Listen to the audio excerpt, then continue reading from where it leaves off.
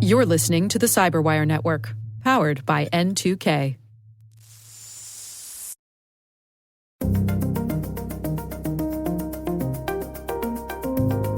You got to think past the mistake and start making systems that are able to mitigate the actual impact of the mistake.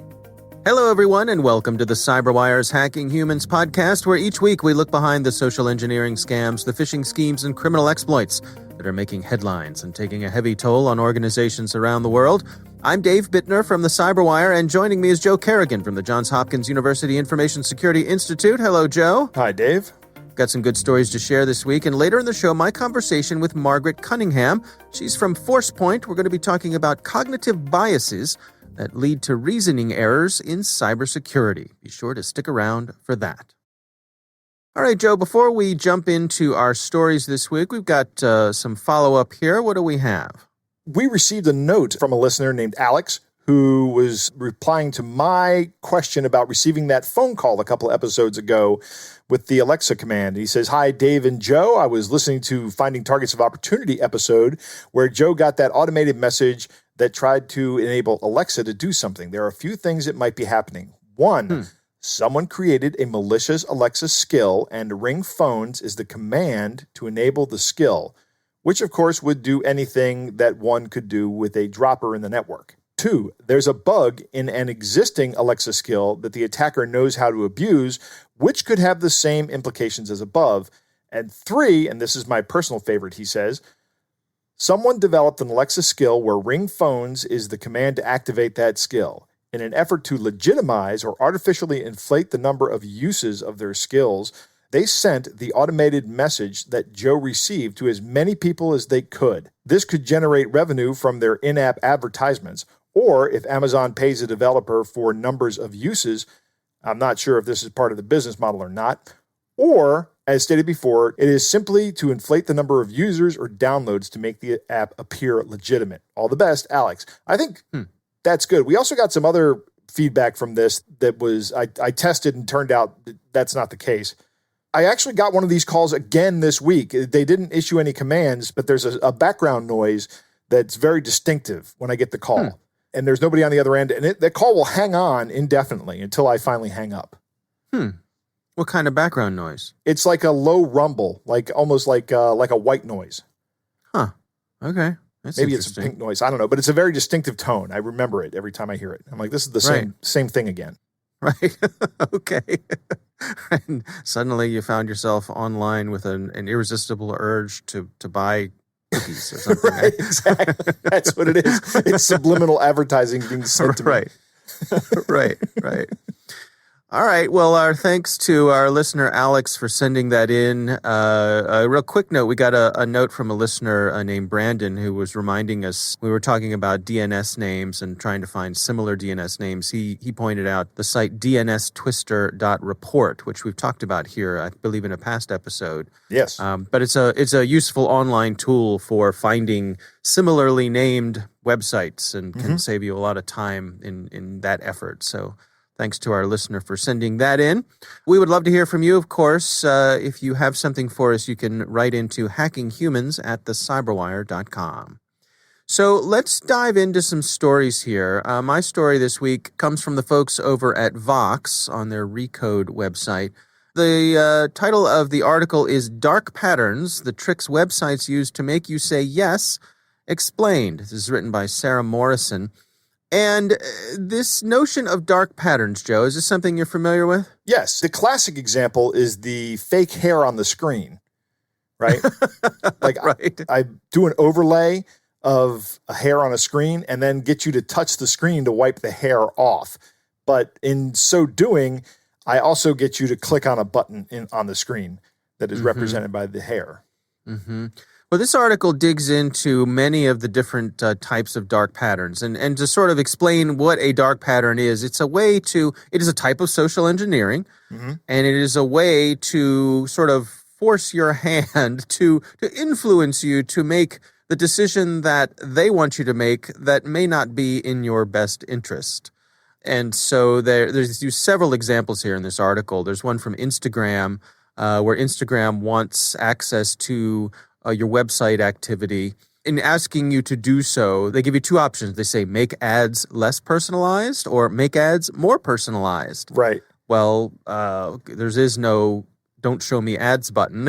Right. And there's also no don't share my information button. Right. Yeah. And so you think, well, gosh, if I have to see ads, I guess it'd be better for them to be personalized. Uh-huh. And if you press that button, then you're sharing all your information with Instagram. Right. So in the way that they word this question, and of course they have the one that they want, where you share your information, they have that one preloaded, ready to be clicked, highlighted. Right. Like that's the it's one. It's the default selection, Dave. Right. There's a bunch of other ones, I think we've all been on those websites where some ad pops up on the screen and you have to spend the next 10 seconds searching around the screen for the little tiny X that you have to click to get rid of it. Yeah. And if you miss the X, you actually go to the advertiser's page. Right. Yeah. So that's another example. How is that not considered clickjacking? I don't know. Well, it's a good question. There's some other ones where they'll have some sort of false sense of time running out. They have an example here with a website called Ultimate Guitar Pro, and they have a spring sale, Pro Access, 80% off, and there's a countdown timer that says, 5 hours, 40 minutes, 57 seconds, and it's counting down. And they point out that their Access sale has been a few hours away from ending for the past several months, if not years. Right. If you reload the page, it goes back to 5 hours, 40 minutes, and 57 seconds. Right, exactly. And I also, historically, they make the point that, you and I, Joe, we grew up in the days of the Columbia Record Club. Yes. Remember that? Columbia House Record Club? I got roped into that once. And this was, for our younger users, this was a thing that you'd get. It was usually an advertisement in your Sunday newspaper, a big full-page color ad, and it would say, 12 records, tapes, or CDs for a penny. Right. And this seemed like a good deal. So you'd send in, you'd select your 12 CDs or cassettes or albums, and they'd send them to you. But what you were really signing up for was a monthly delivery of a overpriced album. And the point is that a lot of these sorts of things, these patterns are still in apps today. There are lots of apps. I got almost roped into one recently. I was looking for an app to do some simple little function that I needed to have done. And one of the options was an app that had a free 3-day trial, Joe. Oh, for 3 days. You could you could try the app for 3 days. What do you think happened after those 3 days? You get billed a monthly fee of like $150 or something like that. It was $29 a week. A week. Oh my God. Right. And so the other notion here is that these app companies, they figure in the heat of the moment, you're going to do the thing you want to do. You're going to forget about it. And then in a few days, they're going to bill you the $29 or whatever it is. And they hope, A, you're not going to notice and you're just going to pay it. Right. Or if you do notice, you will just delete the app, shut off the payment, but it's not worth your trouble to go back and get the refund for the original. Right. And so they profit. What's being done about this? Well, there are some steps being taken to try to tamp down on these things. If you live in California, California's Consumer Privacy Act, the CCPA, actually has provisions in it to help fight this sort of thing. So if you find yourself falling victim to this, you may want to report that to the powers that be in California. Congress is taking a look. Senator Mark Warner and Deb Fischer have introduced a bipartisan bill called the DETOR Act, which of course has to stand for something, and it stands for Deceptive Experience to Online Users Reduction. How clever. Yeah, I think there's an entire office up on Capitol Hill that is dedicated to the creation of clever acronyms. Yes, exactly. A national treasure, a person who just has a knack for this. Right. They pay lots of money to just, it's probably just rattle them off. And the FTC, the Federal Trade Commission, is also looking to tamp down on this. Evidently, they have some existing ability. This article refers to Section 18 of the FTC Act, which allows them to make rules to kind of try to fight this sort of thing. So, it's a cat and mouse, it's a whack-a-mole, but it's good to see that it has caught the attention of regulators and they're trying to do something about it. In the meantime, I think it's just something to be aware of. And as we always say, warn your friends and loved ones about that. These things are out there. Particularly, I think the apps are particularly troubling because if your kids download a game or your folks download some sort of utility or something like that, and the next thing you know, they're paying way more than it's possibly worth, and they're just getting scammed out of money. I was joking when I said $150 a month, but the app you were talking about actually does cost $150 a month if you have a 5-week month. Right. There was the Smurf app. Do you remember that when the Smurfs movie came out?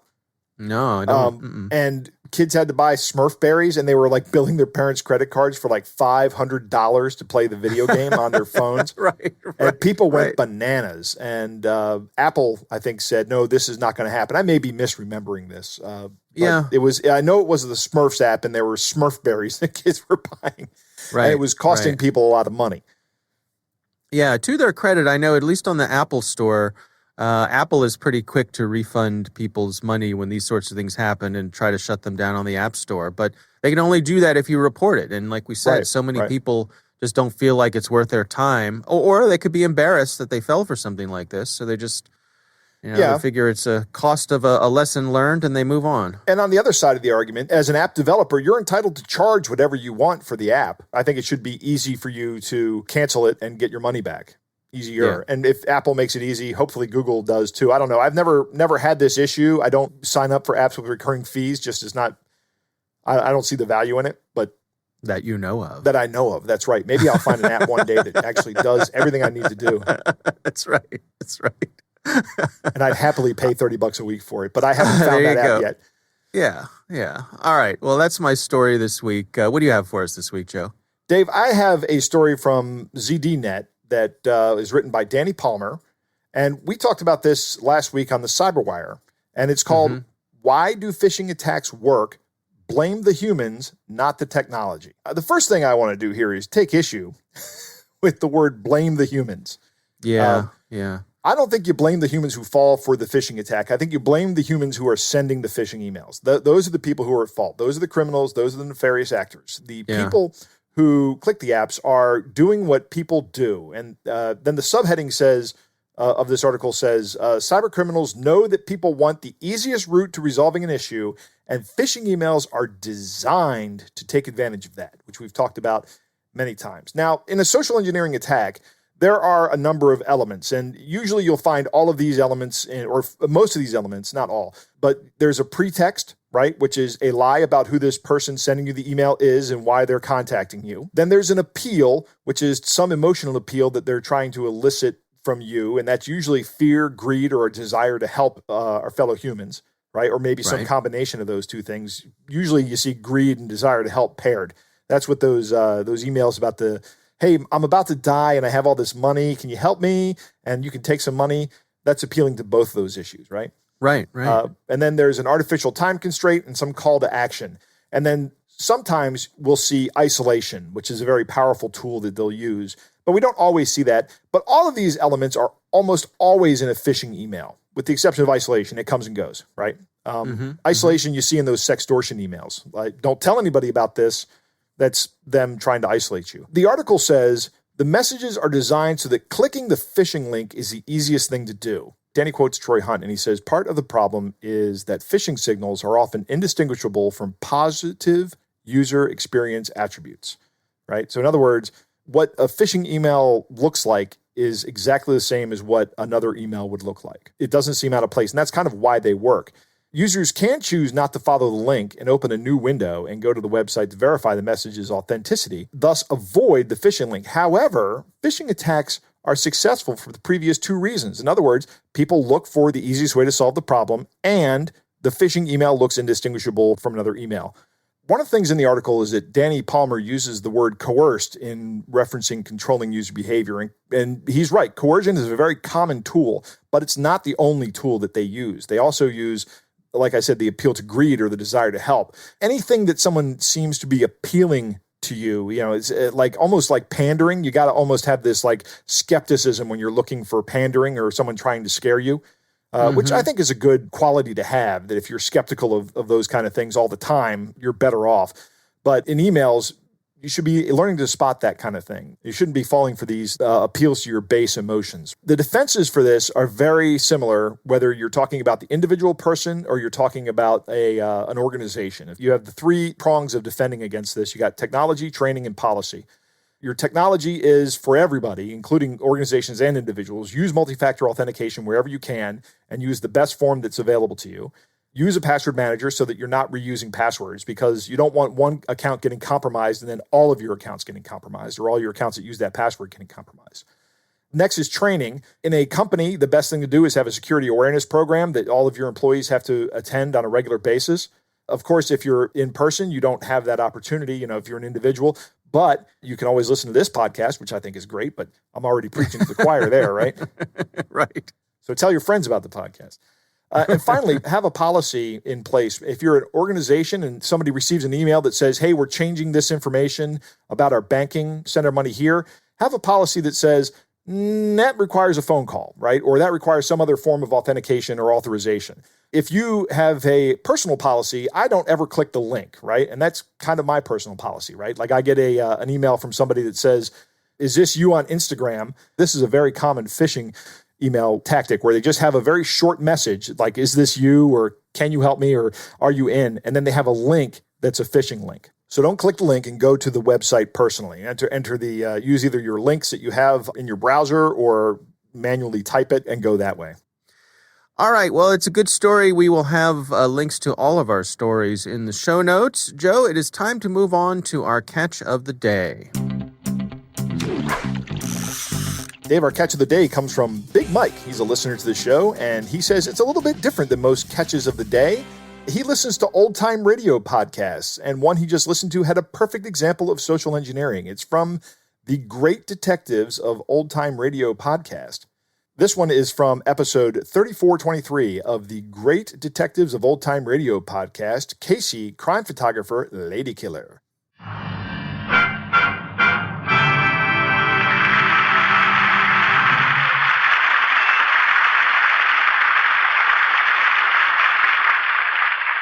Good evening, ladies and gentlemen. This is Tony Marvin. Every week at this time, the Anchor Hocking Glass Corporation of Lancaster, Ohio, and its more than 10,000 employees bring you another adventure of Casey, crime photographer, ace cameraman who covers the crime news of a great city. Written by Alonzo Dean Cole. Our adventure for tonight, Lady Killer.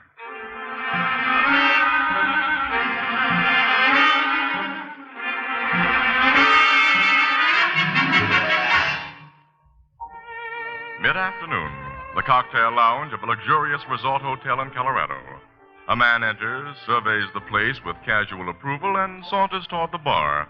He's about 35, well-dressed and rather good-looking. But there's nothing distinctive about him.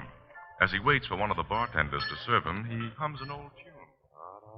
What'd it be, sir? Martini, please. Extra dry. Yes, sir. Say, haven't I served you before, sir? Well, no, I just checked into the hotel an hour ago. This is my first visit to the bar. I don't mean here. Someplace else. Maybe L.A. I worked there last year. I've never been to Los Angeles.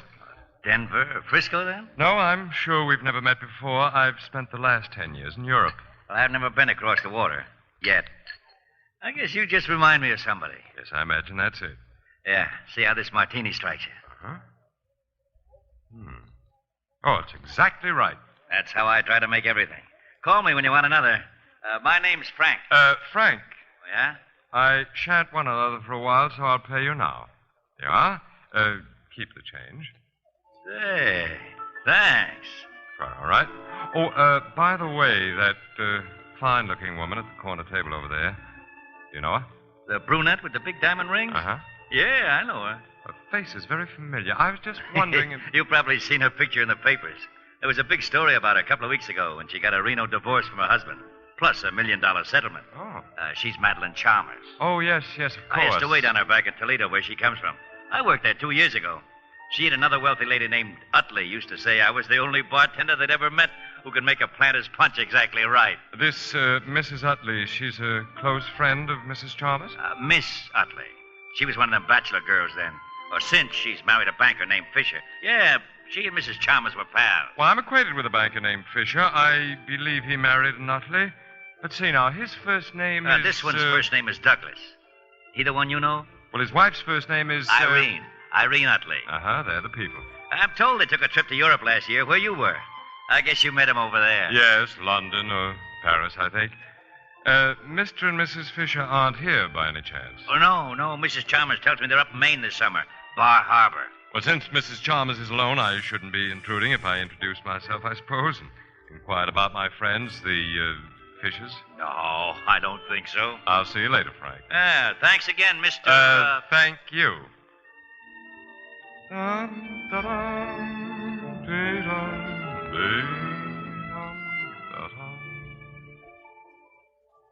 How do you do, Mrs. Chalmers?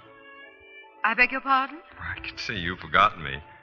Irene Utley introduced us several years ago in Toledo, I think it was, before she married Doug Fisher.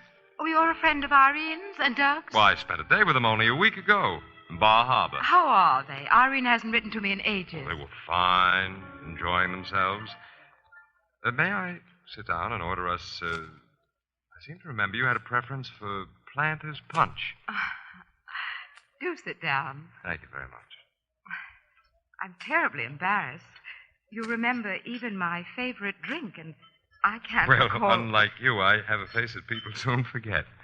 My name is Grammerton, Cecil Grammerton. Cecil Grammerton. You plan to stay here for some time, Mrs. Chalmers? At least several weeks. Well, I'm going to remain about the same period, and if you'll permit our acquaintance to ripen, I'll try hard not to be forgotten again.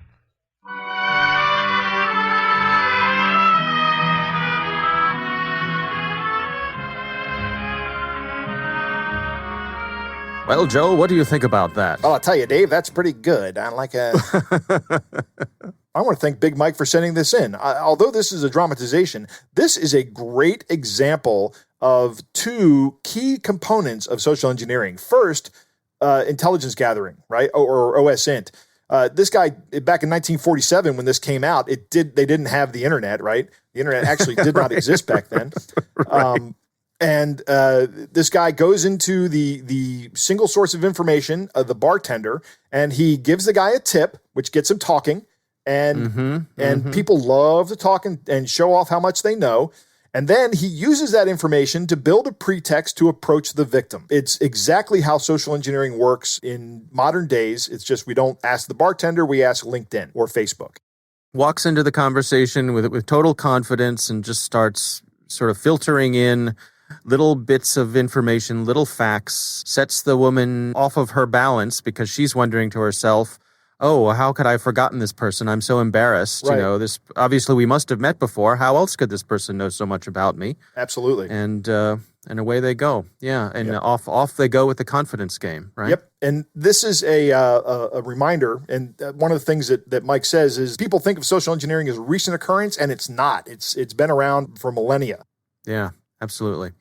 Our thanks to Big Mike for sending in that catch of the day. Again, it's the Great Detectives of Old Time Radio podcast. This was episode 3423, Casey, Crime Photographer, Lady Killer.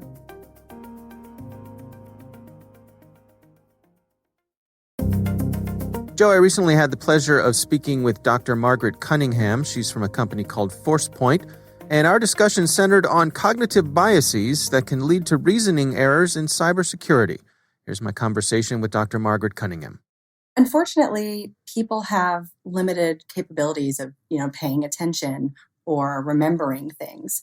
And when we have attackers who are focused on those specific types of mistakes, like, slipping up or clicking something that's suspect without thinking, they're very good at manipulating the environment so that you make more of those mistakes. They've really got it down pat. In addition, they're very good at manipulating emotion and trying to get people to feel like they're in a hurry or they're in trouble, which is very, very effective for making those types of mistakes. Yeah, it's something we talk about on this show a lot, about how they kind of short circuit your critical thinking and make you do things that you probably otherwise wouldn't do by just cranking up your emotions. Yeah, absolutely. And there's a framework that is a decision-making framework that looks at the difference between the types of decisions people make when they're in a hot state. So they've got worry, anxiety, time pressure versus a cold state where, they're sort of able to sit back and think more logically, a little bit more analytically about whatever they need to make a decision about. So that hot versus cold is something that is easily manipulated and also something that really benefits the attackers. Can we dig into that a little bit? How do you define that hot state? This is sort of a different type of example, I'll say. So if you think about the choices that you would make about your end of life care when you're 25, you think, you know what, it's fine. When I'm 85, if I'm already really sick, you know what, just let me go. I don't want any of the interventions. I don't want to spend the money. That's a very cold decision-making state. You're not in the heat of the moment. You're not experiencing the emotions of being close to the end of your life. But, in contrast, I can speak actually from experience. My grandmother, who was in her late 80s, thought that she would never want to go through cancer treatment. And when she was much older and suffering from cancer, she was determined to do the treatments.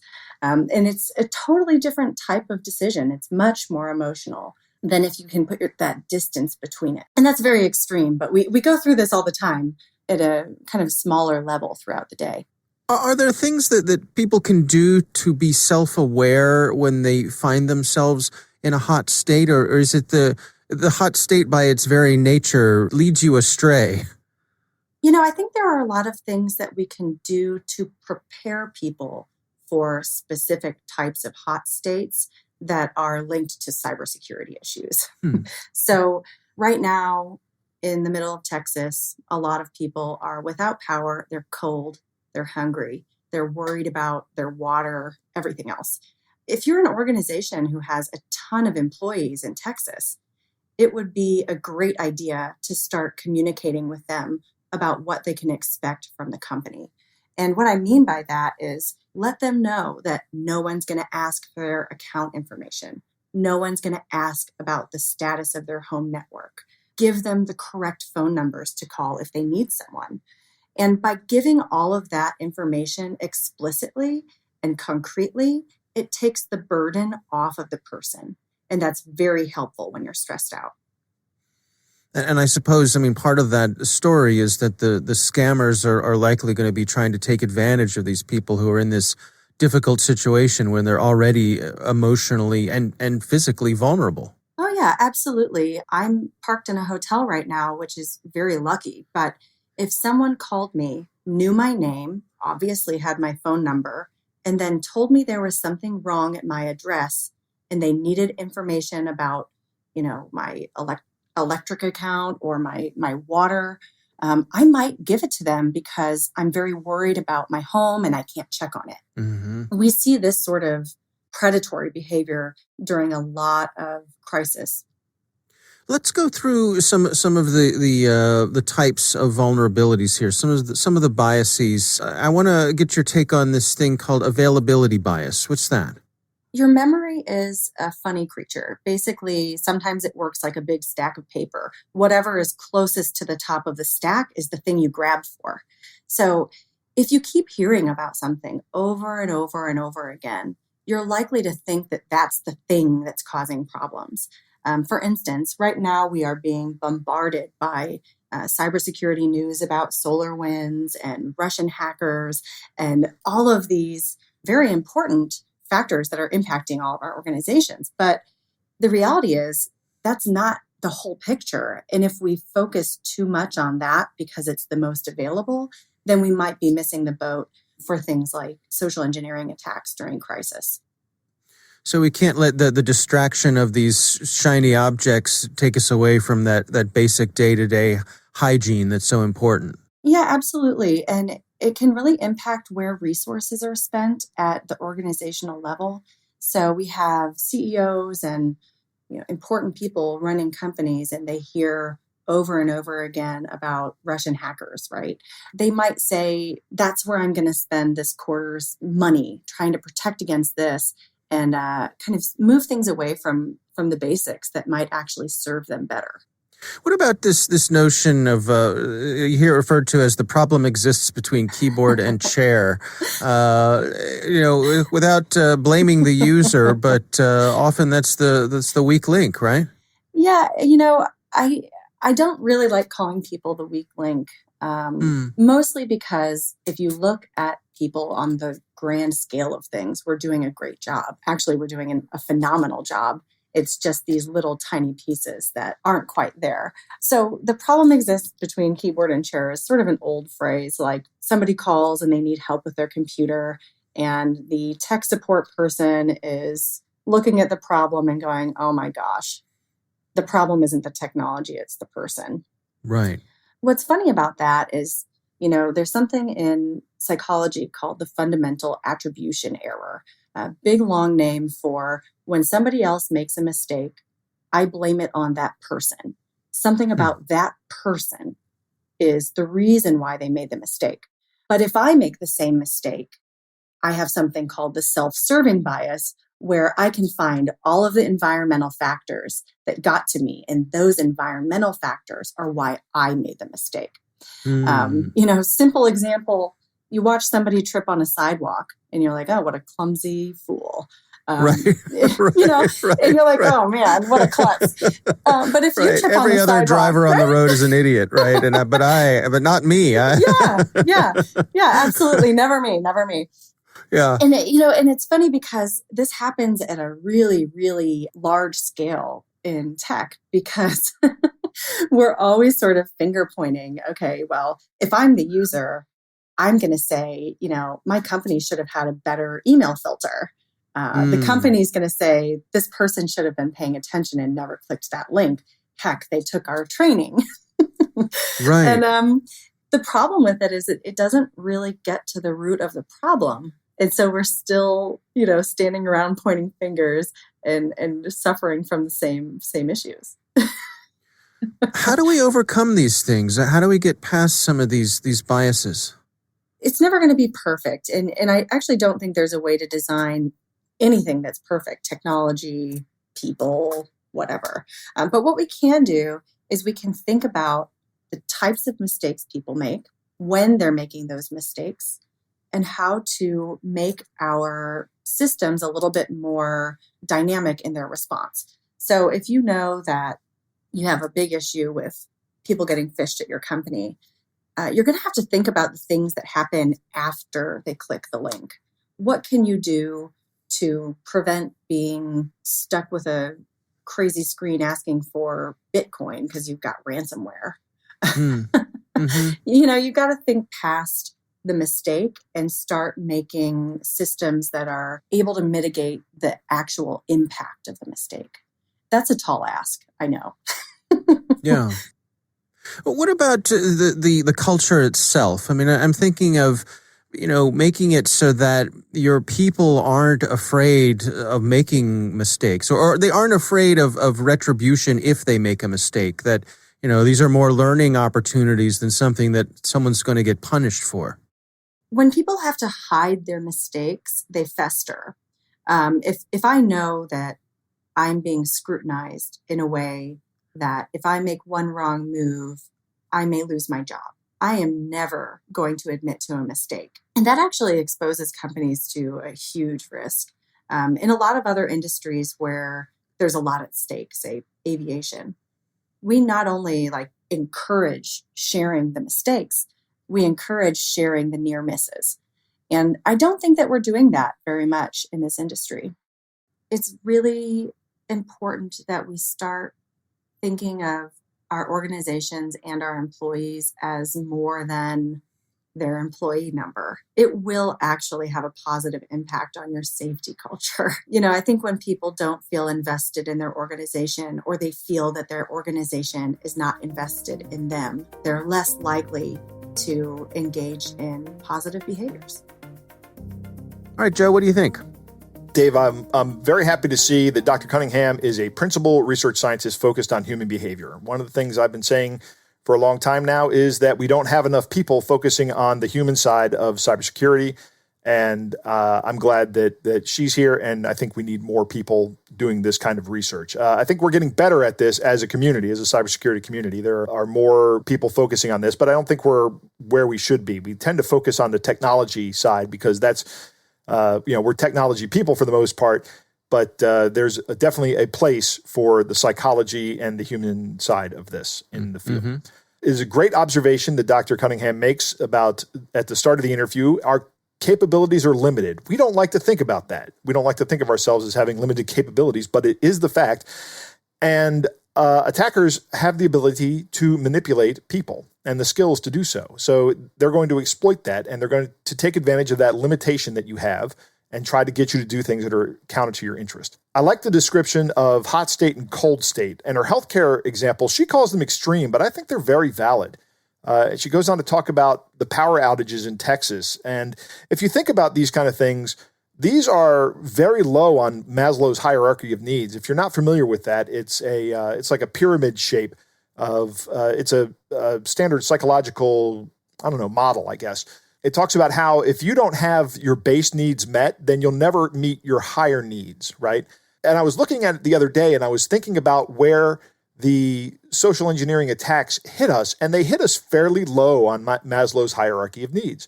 They try to elicit our fear, our greed. They're not going after our higher functions. They're going after our lower functions. I like what she says about PEBCAC, problem exists between chair and keyboard, and the fundamental attribution error and self-serving bias. And your comment, everybody else on the road is an idiot, and I'm great at driving. Right. Driving is not the only place this happens. That's absolutely correct. Everyone likes to blame someone else. And if that's the case, we never will actually solve the problems. We have to look at what the real problem is. Thinking past the mistake and build a system that can mitigate the mistake. And she says this is a big ask, and it is a biggie. I think that it starts with a holistic approach. Realize that the success of a phishing email is the failure of a system, not just the part of a system or a person. For example, if there's a credential phishing email that comes through and somebody clicks on the link and gives up their credentials, what has failed is the email server accepted the delivery, and there are mitigations you can put in place to stop that from happening, right? If it's by verifying the sender. The spam filter missed it. The user spam setting missed it. The user clicked on the link. The web filters, either the network web filters or the browser-based web filters, missed it. The user doesn't double-check the domain. There's some manner of multi-factor authentication failure, and the attacker is in, right? That's 7 different things, and there might be even more, but that's 7 things I can think of off the top of my head that fail in order for a user to cough up their credentials. Any one of those things works, and the attack fails, right? Right. So it's a system, and we have to think like that. Building a culture where mistakes are allowed to fester is very bad. Nothing good comes of that. When people don't feel invested, they are less likely to engage in positive behaviors like coming forward with a mistake they've made. If people are motivated to cover up their mistakes, no good can come of that. Yeah, you have to look at it as being a learning opportunity and not an opportunity to punish people or, make them feel bad. Absolutely not. Everybody can learn from these mistakes. Yeah, carrots, absolutely. Not sticks, right? There you go. Well, our thanks to Dr. Margaret Cunningham for joining us. We do appreciate her taking the time. That is our show. We'd like to thank all of you for listening. We want to thank the Johns Hopkins University Information Security Institute for their participation. You can learn more at isi.jhu.edu. The Hacking Humans podcast is proudly produced in Maryland at the startup studios of Data Tribe, where they're co-building the next generation of cybersecurity teams and technologies. Our senior producer is Jennifer Iben. Our executive editor is Peter Kilpe. I'm Dave Bittner. And I'm Joe Kerrigan. Thanks for listening.